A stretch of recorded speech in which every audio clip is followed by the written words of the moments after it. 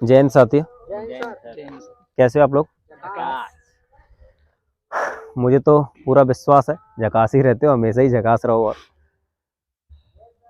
आज पता नहीं है अच्छा या बुरा, तो मुझे कुछ नहीं पता है, बस इतना सा जरूर पता हुआ है कि हम जो डेली 5 बजे के आसपास जो हम मतलब टाइम निकाल के आधा घंटा 1 घंटा जो भी मतलब अलोपी शंकर आ जाते हैं, उसका मतलब सिर्फ हमारा इतना सा है कि हमारा एक मेंटल लेवल ठीक रहे, फिजिकली मतलब हम ठीक रहें। तो वही बोलते हैं कि बॉडी फिट तो माइंड सुपर हिट। और बस इसी वजह से हम लोग आ जाते हैं 1 घंटे के लिए या आधा घंटे के लिए, जो जितना भी हमसे टाइम मतलब निकल पाता है उतना। और हम आप सब लोगों से मतलब बोलते हैं कि कम से कम 24 घंटे हैं आपके पास, और उसमें से आधा घंटा 1 घंटा अपने लिए जरूर निकाला करो आप लोग। एक बार फिर से वही पेशकश, ईश्वर का अस्तित्व है या नहीं, इस पर डिबेट करना चाहते हैं मोनू और गजेंद्र। अब इन्होंने क्या है मतलब वो जाति वाला मामला है ना, बिल्कुल खत्म हो चुका है, तो फिर वही वाला मामला बोलूंगा मैं। हम सिर्फ इंडियंस हैं और हमारी कोई जाति नहीं है, और जाति को लेके हम बिल्कुल भी मतलब एकदम बोलते हैं, हम जाति के खिलाफ नहीं है, क्लियर बोले हम जातिवाद के खिलाफ हैं। तो ऐसा कुछ मामला नहीं कि मतलब कोई अभी इस पे बिना फालतू का मतलब मुद्दा बना दें कि ये जाति विरोधी है। नहीं नहीं, हम जाति के विरोधी नहीं है, जातिवाद के विरोधी हैं। ठीक है, तो नाम बढ़िया है, भगवान ने ठीक ठाक से नाम बताया, तो क्या दिक्कत हो रही है। ठीक है, गजेंद्र और मोनू दोनों डिबेट करना चाहते हैं ईश्वर का अस्तित्व है या नहीं। तो अभी के लिए गजेंद्र ने जो पक्ष ले रखा है वो पक्ष ये है कि ईश्वर का अस्तित्व है, और ये सिद्ध करेंगे कि ईश्वर का अस्तित्व कैसे है। मोनू का मामला है कि ईश्वर का अस्तित्व नहीं है, और ईश्वर का अस्तित्व कैसे नहीं है तो ये सिद्ध करेंगे। मुझे नहीं पता, मेरे लिए दोनों की कंडीशन बिल्कुल एक जैसी है। लेकिन हाँ, इससे पहले ही मैं आप सब लोगों को एक चीज़ के लिए इन्फॉर्म कर देता हूँ या बता देना चाहता हूँ कि किसी भी हालत में जो व्यक्ति ईश्वर को मानते हैं वो इनकी बात को लेके मतलब दिल पे ठेस ना खाएं, या फिर मतलब बिना फालतू का कि नहीं ऐसे कैसे बोल दिया ना। जो व्यक्ति ईश्वर को नहीं मानते हैं और वो व्यक्ति इनका मतलब मजाक उड़ाएं कि नहीं ऐसा मतलब कैसे, तो देखो भाई, इनके अपने तर्क हैं और इनके अपने तर्क हैं। बाकी ये दोनों बहुत अच्छे से ईश्वर को मानते हैं, नहीं मानते हैं मुझे नहीं पता, इनके अपने तर्क हैं। और ईश्वर को मानना ना मानना ये हमारा मतलब पर्सनल सा व्यू है। आप सब लोगों का जो एक योगदान है, वो योगदान सिर्फ इतना सा है कि सिर्फ सीखें इनसे भी और इनसे भी। बाकी लास्ट में फिर हम कोशिश करेंगे कि जो कंक्लूजन हो, एक फाइनल कंक्लूजन जो मेरा अपना मानना है वो मैं आप लोगों को बता दूंगा। तो आप लोग तैयार हैं? और अगर तैयार हैं तो वीडियो को कम से कम लाइक शेयर सपोर्ट सब्सक्राइब आप लोगों के ऊपर ही डिपेंड करता है यार। आप ज़्यादा से ज़्यादा मतलब लोगों तक पहुँचाओगे तो ज़्यादा से ज़्यादा लोगों को सीखने मिल सकता है। Thank you. इधर हेलो। मतलब पहलू है कि ईश्वर का अस्तित्व है, मैं ही मानता हूँ। और जो मैं कह रहा हूँ, अगर ईश्वर का अस्तित्व है या नहीं है, ये हम किस आधार पर देख सकते हैं। जरूरी नहीं है कि जो चीज़ दिखाई दो सिर्फ वही हो। कुछ चीज़ें इस तरह भी होती हैं मतलब जो दिखाई नहीं देती, जो सिर्फ महसूस की जा सकती हैं। उसी तरह मैं मानता हूँ कि ईश्वर को महसूस किया जा सकता है, देखा नहीं जा सकता। लेकिन क्या मतलब अगर उसे हम महसूस कर सकते हैं तो ये नहीं बोल सकते आपकी उस चीज़ का अस्तित्व नहीं है। मैं एक एग्जाम्पल से आपको समझाना चाहूँगा। वो एग्जाम्पल मैं आपको पहले बता चुका हूँ, उसको मैं एक बार फिर से बताना चाहता हूँ। एक लड़का है और वो अभी के लिए मान के चलते हैं कि वो हिंदू धर्म से संबंधित है, मतलब हिंदू धर्म को मानता है। और उसकी लगभग 12-13 साल की उम्र होती है उस लड़के की। और ये उसके एक्सपीरियंस पर आधारित एक बुक है, उस बुक के आधार पर मैं बोल रहा हूँ। उस बुक का नाम है the boy who came from heaven, मतलब एक लड़का जो स्वर्ग से आया या जिसने स्वर्ग की यात्रा की, उसकी एक्सपीरियंस पे एक बुक लिखी गई है। वो लड़का होता है, वो बीमार हो जाता है और वो उसके सर पे चोट लग जाती है या किसी वजह से, उसके बाद वो कोमा में चला जाता है। और वो कोमा में जाने के बाद अजीब व गरीब जो उसके एक्सपीरियंसेस होते हैं, जब वो कोमा से बाहर आ जाता है लगभग 1-2 साल के बाद, वो उसको अपने घर वालों से शेयर करता है उस चीज को। तो उसके जो एक्सपीरियंस होते हैं वो इस आधार पर होते हैं। उसकी जो सिस्टर होती है, बड़ी सिस्टर, वो उसके जन्म से पहले ही खत्म हो चुकी होती है, लेकिन वो अपने घर वालों से बोलता है मैंने अपनी सिस्टर को स्वर्ग में देखा है। वो ऐसा बोलता है कि मैंने स्वर्ग का अनुभव किया, मैं जब मर गया उसके बाद मतलब मैंने मतलब मरा, जो बताता है अपने आधार पे कि मैंने मतलब स्वर्ग को देखा, और स्वर्ग में मैंने भगवान को देखा, मैंने अपनी सिस्टर को देखा, और वो बोलता है मैंने अपने दादाजी को देखा। जब उसके पिताजी उसके दादाजी की तस्वीर उसको दिखाते हैं कि क्या तुम्हारे दादाजी मतलब यही थे जिनको तुमने देखा, तो वो लड़का बोलता है जी नहीं, ये नहीं थे। फिर उसके बाद उनकी एक जवानी की तस्वीर होती है, वो उस तस्वीर को देख के ये बोलता है वो ये थे मतलब मेरे दादाजी। ठीक है, तो वो जो उसके पिता होते हैं वो ये सोचते हैं कि इसको मतलब इसने दादाजी को वृद्धावस्था में देखा, तो इसको कैसे पता है कि मतलब जवानी में जो इसके दादाजी थे वो यही थे। ये एक तर्क है, और उसका जो एक्सपीरियंस है बाद में इसका निरीक्षण किया गया कि वो सही बोल रहा है या गलत बोल रहा है, तो उसकी जो वैज्ञानिक पुष्टि की गई तो उसमें भी ये बात सही हुई कि वो जो बोल रहा है वो सही बोल रहा है। उसने जो एक्सपीरियंस किया वो एक्सपीरियंस सही है। मैं ये बोलना चाहता हूँ कि उसने जो एक्सपीरियंस किया कि क्या वो एक्सपीरियंस गलत था। ठीक है, जो ईश्वर है उसको महसूस किया जाता है कि हर एक जो चीज़ दिखती नहीं है उसे महसूस किया जा सकता है, लेकिन आप ये कैसे बोल सकते हो कि जो महसूस किया है वही ईश्वर है।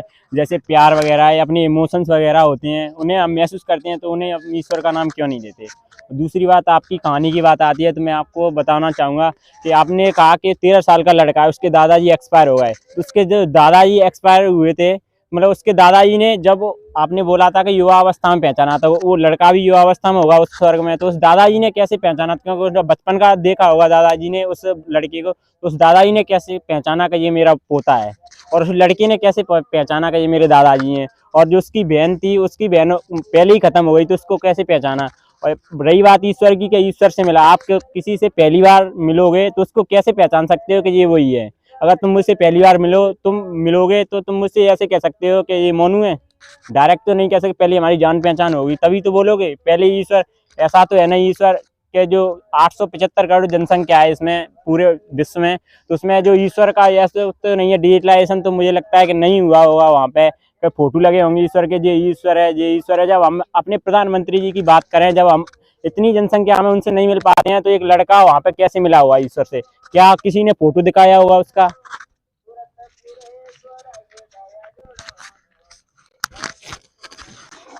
मैं इस बारे में यही कहना चाहूंगा कि वो उस लड़के का एक्सपीरियंस था, ये जो था, इस आधार पर मैं ये नहीं बता सकता कि उस लड़के ने क्या देखा क्या नहीं देखा। जो उसने देखा वो सब चीजें जो मैंने पढ़ी हैं वो चीजें हैं उस बुक में।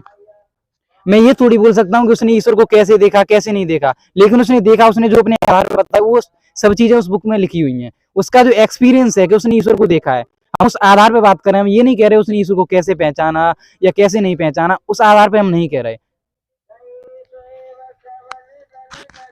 पहली बात तो मैं आपसे ये पूछना चाहता हूँ कि अगर कोई व्यक्ति मर चुका है क्या वो वापस आ सकता है, अगर कोई अब। और दूसरा क्वेश्चन ये है कि जो स्वर्ग गया था वो स्वर्ग कहाँ पे है।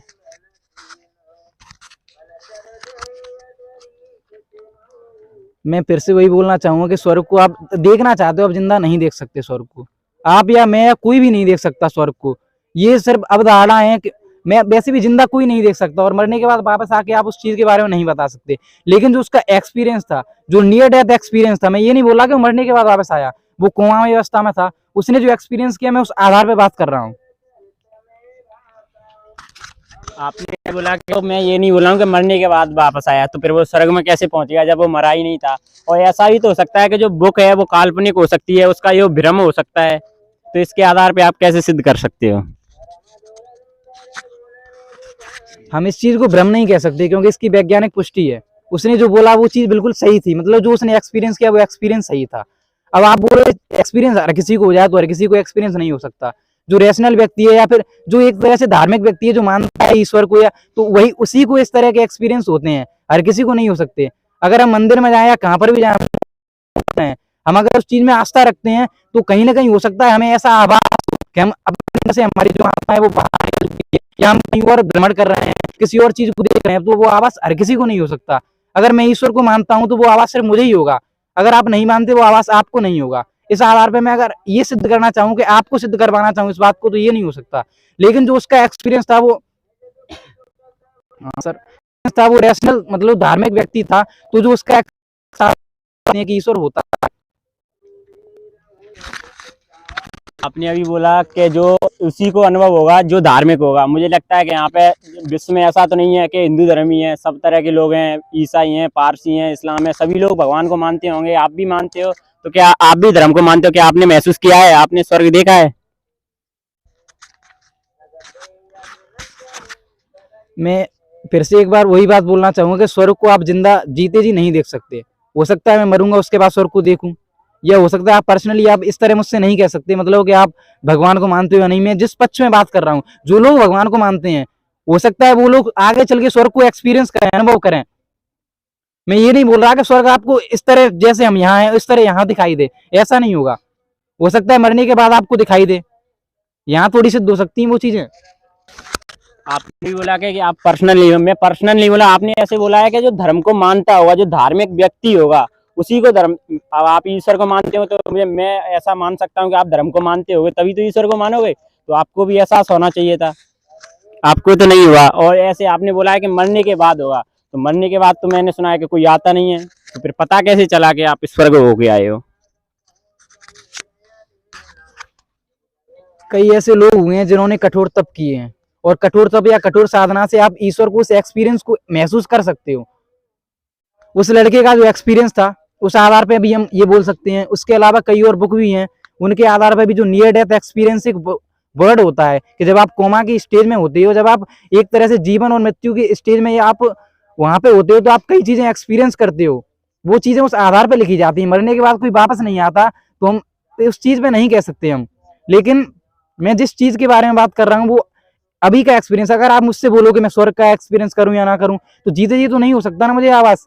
हो सकता है मरने के बाद मुझे स्वर्ग का मैं एक्सपीरियंस करूं या ना करूं, वो मरने के बाद की बात है ये। मैं जीते जी, अगर आप बोलो सकते हो ईश्वर, तो मैंने ईश्वर को महसूस किया है। मैं आपको आपके सामने एक तस्वीर बना के यहाँ नहीं दिखा सकता कि ये ईश्वर है, मैंने इस चीज को महसूस किया है। वो चीजें मेरे मन के अंदर है। हर कोई व्यक्ति अगर ये बोलना चाहे कि मैं नास्तिक हूं, तो वो पूरी तरह कोई व्यक्ति नास्तिक नहीं हो सकता।